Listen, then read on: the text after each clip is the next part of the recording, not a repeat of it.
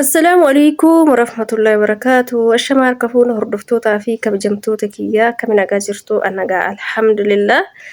Jirtu jajjabaattu isin jecha Ramadaan akkam isin jira? Keessaayyuu qamamochee mana Ramadaan akkam jirtan jajjabaattu? Akkam jirtamme?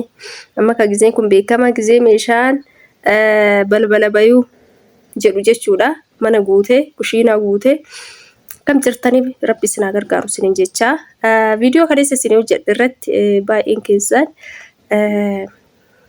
yaada baay'ee kennitanii turtanii gara keessaatiin illee warri na barreessitan hin jirtanii akkasumallee maashaallah simbootu fakkaataa isin obboleeyyanii warri jettan hin jirtan jechuudha. Koomentii 2 moo 3 argee simbootu akkuma isin miidiyaa rabbii tanillee miidiyaa rabbii kamalee homaa wajjin hin qabnu obboleeyyanis miti obbolummaa oromummaa wajjin qabna jechuudha malee obboleeyyanii miti namni kanuma wal fakkaachuu danda'a. Isin jedha obboleeyyan kiyya viidiyoo addaan kutee jidduudhaan jechuudha dhiifaman isin jedha.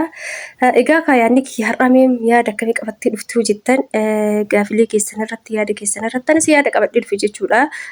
Baay'een keessan maal jettanii wallahi ani galuu barbaada garuu yoo hin gala jedhu maal goota galtaa nu'uyyuu gara si'achi deemnu dhabnee nu'uu gumannee hin galinnaan jedhan fi dadhabee fi waggaa amata hedduu lakkoofsisee biyya namaa keessatti yoo asii bilbilummoo maatiinis ijoollee hiriyootaas hin galinii jireenyi wadda deenuu akkana jirra naan jedhanii sodaadheetumaan ta'a jira jireenya warri jettan hin jirtan jechuudha. Haga yoomi jireenya sodaattanii taa'uu hiddarree haga yoomitti sodaatan jireenya olaalli jechuudha. Dhugaa dubbachuuf jechuudha warra biyya keessaatiif warra biyya namaa jiru warra mana namaa jiru jechuudha. Warra mana namaa jiru warra kan uumana kontiraataa jiru jechuudha. Fi warra biyya keessaa wal bira qabdan fardaaf lafu jechuudha. Walittuu hin dhufu raftii ka qabu isaanii nyaata gaarii ka nyaatu isaanii warrummaan biyyaa gubanne isin jedhu kun jechuudha. Dhagaynaaf nyaata gaarii ka nyaatu isaanii uffata gaarii ka uffatu isaanii wazii gaarii qalamii gaarii ka qabu isaanii galaa koottaa isin wal birattuun dhiyaatan warra akkas isin jedhan sun jechuudha.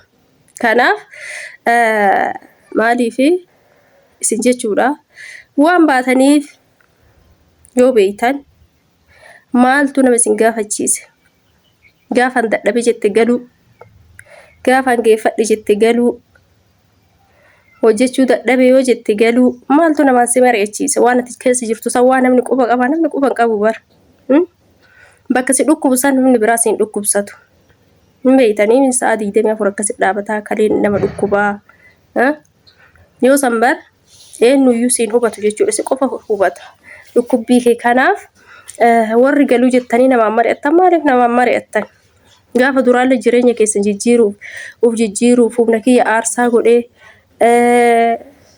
jijjiirattanii biyyaa baatanii waa hedduu gattanii akkasumatti achittillee raftii dhabdanii beeloftanis mana namaa keessatti harka namaa eeggattanii hirriba keessan dhabdanii ka hojjettan jechuudha. Hundumti keenya akkasuma jechuudha. Kanaaf marii maaltu isin ga'ee isin jedha. Inni marii isin ga'ee maali? Dadhabbii keessa namni isin dadhabu jira hin jiru isintu dadhabaami. Kanaaf onnummaan nama isin mari'achiisee hin jiru. Gaafa asittillee galte wayi namni siif jiraata. Ufumaa ofii jiraatta. Namni si jiraachisuus hin jiru. Ufumaa of jiraachifta. Akkuma achittis dadhabdu asittis dadhabdee xaartee ofii keetii ofii yaadda malee warra achisi dhorgu sun wayi si yaada. Kanaaf jechuudha waan baataniif yoo beeytan maaltu namaan mari'achuu isin ga'e. Isii takka garuu yaadni isii baay'ee natti tole. Waan ba'eef yoo godhadhe waan barbaadu godhe maaltu namaan na mari'achiise. Gaafa hin gala jedhe galuu jettee yaadni isii natti tole jechuudha.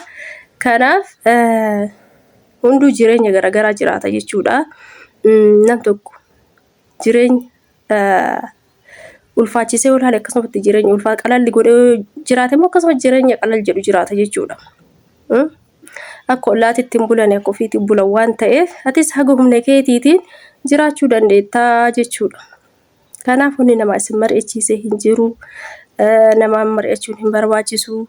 Ofii keessanii akkuma dura itti yaaddanii mana baatan galiinsa keessaniifis ofumaatti yaaduu qabdan isiniin jedha buleeyyan kiyyaa.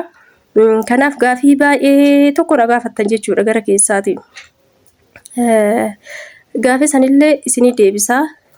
Gara keessaati warri na gaafattan odoo garuma koomentiitiin na gaafattanii wayya maaliif ijoolleen baay'ee jalatti yaada isinii kennan jechuudha. Koomentiin isinii deebisan jechuudha. Kanaaf koomentii marratti gaafadhaan isinii jedha. Akkasii viidiyoo biraa isinii hojjedhan isinii jedha inshaallah. Yaada keessa warri keessaan naa barreessitan koomentii keessan tokko tokko ol baasee irratti hojjechuu waan natti hin tolinii fi koomentii faa gaafii filataa deebistaa warra naa jettan faan jirtanii gaafii filadhee osoo hin taane gaafii yeroodhaaf nama hedduuf deebii ta'a jedhu keessaa filadhee deebisa malee nama filadheetii miti. Akkas isiniin jedha buleeyyan kiyyaa. Akkasitti naaf hubadhaan isiniin jedha inshaallah.